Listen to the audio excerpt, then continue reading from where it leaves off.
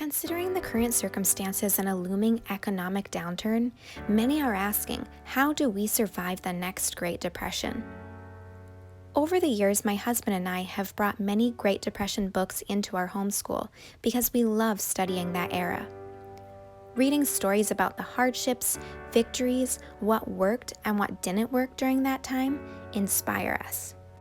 While studying, we quickly noticed a trend among many first-hand accounts of individuals who experienced the Great Depression as children.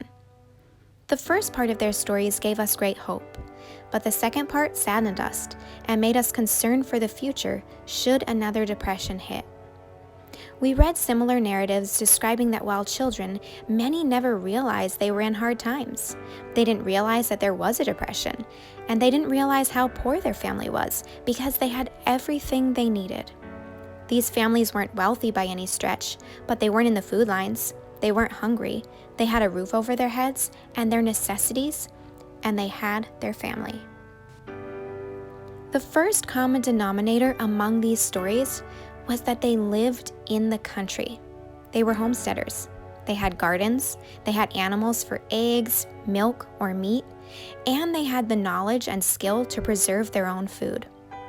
Being passionate about country living, self-sufficiency, and sustainability ourselves, this gave us great hope for our future. But the sad part that many of these stories shared happened after the Depression was over. We read over and over that after the Great Depression, many families moved back to the city, which they viewed as a sign of the beginning of their prosperity. Sustainability was traded for ease of life and leisure. The forgotten lesson of the Great Depression is that country living, self-sufficiency, having basic skills for food production and preservation is the only way to avoid the breadlines. It's hard work for sure, which is why so many saw their opportunity out of country life as a sign of prosperity. Many of the skills that brought people through the Great Depression are all but forgotten. Relatively few can grow their own food, can heat with wood, and even less have any practical knowledge of root cellaring.